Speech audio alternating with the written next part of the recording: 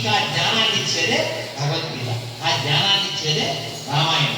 అందుకు చిన్న కథ చెప్పేసి నేను ముగిస్తాను. అదేమిటంటే ఒక ఆయన ఎవడు వచ్చాడు, ఎవడు రాగానే ఏం చేస్తారని ఎవరైనా ఏం చెప్తారు, మనకు తెలుస్తుంది. ఎవడు వచ్చాడు, వాడు ఏదో ముందే ఉంది కొంచెం ఆయన కనబడ్డాడు. వీడు అడిగాడు, సార్ మా ఇంటికి వచ్చేది సార్ అన్నారు. అంటే ఎవడు చెప్పాడు, ఇవాళ మరి మీ లాస్ట్ రోజు, అందుకే నేను తీసుకెళ్తాను అన్నాడు. అది కాదు సార్, 2026 జనవరిలోకి వచ్చాము, ఈ అప్డేట్ అవ్వలేదు సార్, వచ్చే ముందు చెప్పాలి కదా, మేమేదో మా ప్లాన్ మాకు ఉండే కదా సార్ అన్నాడు. అంటే ఎవడు అన్నాడు, లేదురా నీకు ఏదైనా ప్లాన్ ఉందండి, నేనైతే నీకు 3 సార్లు నేను మెసేజ్ పెట్టాను సార్. 1 సెకండ్ సార్, వాట్సాప్ అన్నాడు. నేను పెట్టింది సెల్లో కాదు ఆ మెసేజ్, నీ తల్లో పెట్టేమో అన్నాడు. వీడు గజాల ఎందుకంటే మామూలుగా నీ జుట్టు రంగు ఎట్లుండేది, నువ్వు పుట్టినప్పటి నుంచి 40 ఏళ్ళ వరకు ఎట్లుండేది, బ్లాక్ ఉండేది. ఈ బ్లాక్ ఏమైంది, అరే వైట్ అయిందంటే ఇంకా రైట్గా ఉండాలి, స్ట్రైట్ గా వెళ్ళాలని రెడీగా ఉండాలి కదా నువ్వు. అరే నలుపు తెలిపోయిందంటే పిలుపు వస్తుంది, నలుపు తెలిపోయిందంటే పిలుపు వస్తుంది, నీ జీవితంలో ఒక మలుపు వస్తుంది అని నువ్వు రెడీ ఉండాలి కదా. తెలుపు వచ్చిందంటే అర్థం ఇది తెల్ల బిడ్డ అని. కానీ నువ్వేం చేసావు, రంగు మారింది, నువ్వు రంగు డబ్బా వాడు. గాడి దగ్గర గాడిది కొడక అంటే గాడి తెచ్చుకోవచ్చు, దస్కా డమాక, ఇది వాడికి మాట. ఏం చేసావు, రంగు వేసావు, అద్దంలో అందంగా లేదా అసలైన బాగోలేదని సాంగ్ పాడేవాడు. నేనేం చేశాను, నీకు వార్నింగ్ ఇచ్చాను, నీకు హెచ్చరిక చేశాను, నీకు మెసేజ్ పెట్టాను, నువ్వు వినలేదు. 2వ మెసేజ్, పళ్ళు రాలిపోతాయి వేస్తావా అని అంటున్నాము నాన్నో టీచర్. పళ్ళు రాలిపోతున్నాయి, మనోడు వెంటూ మాట్లాడంట, పళ్ళు పెట్టించుకోతాడు ఈ అంటే. పళ్ళు రాలిపోతుందంటే అర్థమేంటి, త్వరలోనే ఒళ్ళు కూడా రాలిపోతుంది. మన సెల్లు మనది కాదు, మన ఇల్లు మనది కాదు, మన ఒళ్ళు మనది అవుతుంది. మనం ఎప్పుడు గుర్తుపెట్టుకోవాలి, మాతృదేవ భవలో సాంగ్ ఏంటది, రాలిపోయే అదే అన్నమాట. మనం రాలిపోతామా, కేవలం తర్వాత కాలిపోతాం, నెలలో పడితే తేలిపోతాం, ఎవడన్నా మరగడకు బాంబు పెడితే పేలిపోతాం కదా. ఈ తేలిపోయే లోపల, కాలిపోయే లోపల, పేలిపోయే లోపల మనం ఎందుకు వచ్చేమో తెలుసుకుని చచ్చిపోవాలి, ఉట్టినే చచ్చిపోవాలి. అదే భగవద్గీత ఎం వాపిస్పంద. అదే వీడు 2 వార్నింగ్లు ఇచ్చారు, నువ్వు మారలేదు, నువ్వు రెడీ అవ్వలేదు. 3ది ఏంటి, మన ధర్మానికి అడ్డపడేవాడిలో చర్మం, ఇది లూజ్ అయింది, వీడు లూజుగాడు గలీజుగాడు. వీడు డబ్బు ఎక్కువ ఎక్కడికో వెళ్ళి దీన్ని హెడ్ చేసుకుని పాలమూరు వచ్చి స్టేజ్ మీదకి వచ్చి పాట పాడాడు. ఏం పాడాడు, ఇది నేనే ఇది నేనే, ఈ పాట పాడాడు. కానీ వాస్తవం ఏంటి, ఇది గానే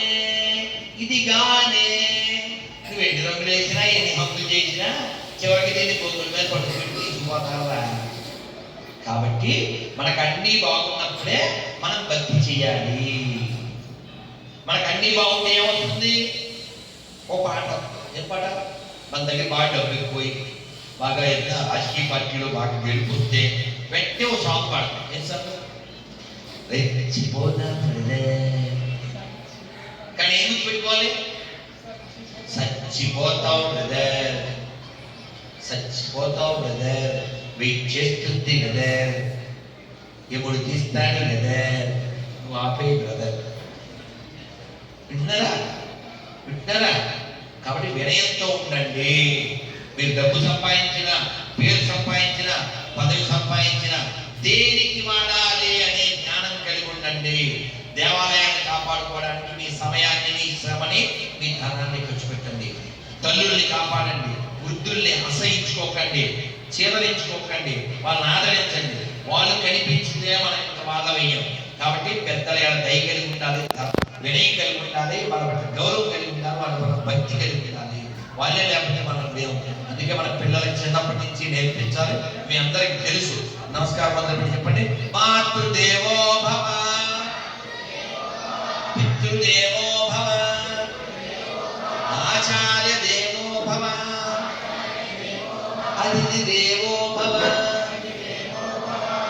ఇవి పిల్లలకు నేర్పండి. వీటిని వాళ్ళు ఫాలో అయ్యేలా మీరు ఫాలో అవ్వండి. అలాగే ఆఖరి శ్లోకం ఏంటి? సర్వధర్మాన్ పరిత్యజ్య మామేకం శరణమయ్య, అన్ని ధర్మాలు విడిచిపెట్టి నన్ను శరణాగతి పొందు అంటే సరెండర్ అవుతున్నాడు. కాబట్టి భగవంతుడు ఉన్నాడు అనేది నిర్వివాహము. ఆయన ఎక్కడున్నాడు? అంతటా ఉన్నాడు. మన లోపల ఉన్నాడు, అందరి లోపల ఉన్నాడు. కాబట్టి ఆయన మనం ఏం చేసి శరణాగతి చేయగలంటే భజన. చిన్న ఒక చెప్పేసి మీరు ఇంత మంచి వాళ్ళు కదా, మీకు చెప్పకుండా ఉండలేక చెబుతున్నాను. ఓపికంది కాదు. నేను నిన్న సాయంత్రం 5:30 భోజనం చేశాను. ఇంతవరకు నీళ్ళతో ఉన్నాను. అందుకని మీ దగ్గర భక్తి ఉంది, అందువల్ల నాకు శక్తి భగవంతులు ఇస్తున్నాను కాబట్టి చెబుతున్నాను. చక్కగా చెప్పండి. భజన చేసే భక్తులకెల్లా, భజన చేసే భక్తులకెల్లా భయము లేదోయినా భజన, భయము లేదోయినా భజన. ఏమోయినరుడా హేళన చేసేవు, ఏమోయినరుడా హేళన చేసేవు. నవ్వులు కాదోయ్ హరి భజన, నవ్వులు కాదోయ్ రామ భజన. భజన చేసే భక్తులకెల్లా భయము లేదోయ్ రామ భజన.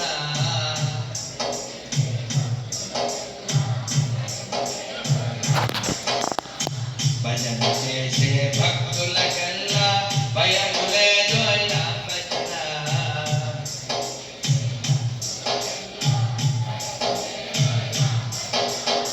ఏమోయినరుడా హేళన చేసేవు, ఏమోయినరుడా హేళన చేసేవు. నవ్వులు కాదోయ్ హరి భజన, నవ్వులు కాదోయ్ రామ భజన.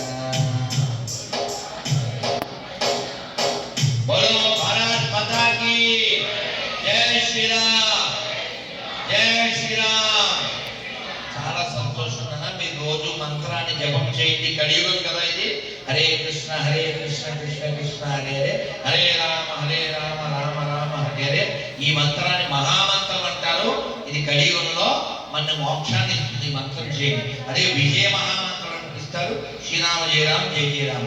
ఈ మంత్రాన్ని చెప్పండి. మరణాత్రాయితే ఇది మంత్ర.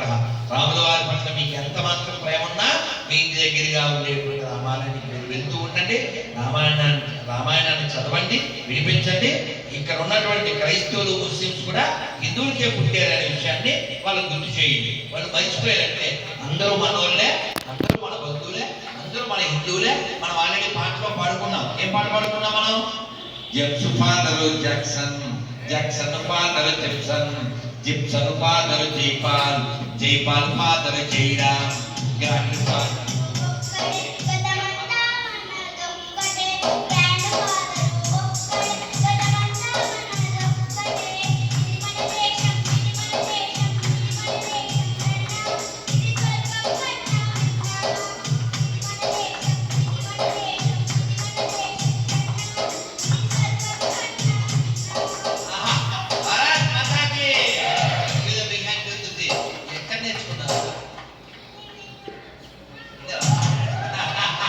చూడండి. నేను పాలమూరుకు వచ్చినందుకు నాకు వచ్చింది బలం, నాకు ఇప్పుడు మా తల్లి ఇచ్చింది ఫలం. ఇది కావాలి. ఇందుకోలే నేను పాడింది. నేను పాడిన దానిని, ఈ పాటని కొన్ని లక్షల మంది మిలియన్స్ మంది చూశారు. నాకు 2 చోట్ల ఈ ఆనందం. ఇక్కడేమో మా చిట్టి తల్లి, ఇంకో చోట తూర్పుగోదావరిలో ఇంకో చిట్టి తల్లి పాటని ఒక రోజు ముందు విని అమ్మో డాన్స్ కూడా చేసి ఇలా చూపుకుని కత్తి పట్టుకుని చాలా బాగా ఇదే సాంగ్కి ఈ పాట నేర్చేసుకోండి. అన్ని చోట్ల వినిపించండి. వాళ్ళు ఏం పై నుంచి రాలేదు, మనలోంచి వచ్చారు. వచ్చారు. ఇక్కడ ఉన్న వాళ్ళని ఎవరినైనా సరే మన వాళ్ళ పేరు వాళ్ళ నాన్న పేరు అడిగితే వెంటనే చెప్తారు. ఇప్పుడు టైం 3 అయింది, పొద్దున్న 10 నుంచి అడుగుతున్నాను ఒక ఆయన వాళ్ళ నాన్న పేరు.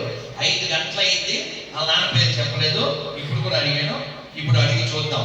సార్ నమస్తే అండి.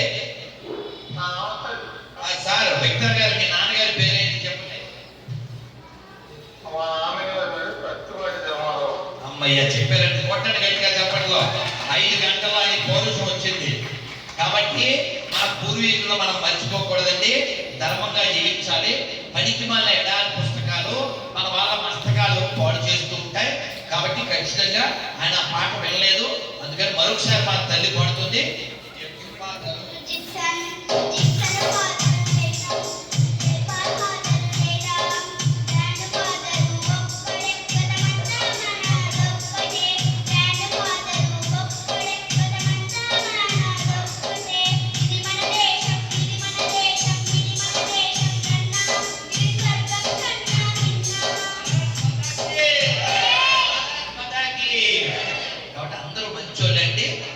మతం మారిన వాళ్ళకి ఒక డిసీజ్ వచ్చినట్టు అంతే, వాళ్ళు మనోళ్ళే. అందుకని మనం రోగాన్ని ద్వేషించాలి తప్ప రోగిని ద్వేషించకూడదు. వాళ్ళంతా మనోళ్ళే, వాళ్ళందరినీ కాపాడుకుందాం, ఈ దేశాన్ని కాపాడుకుందాం. భారత్ మాతా కీ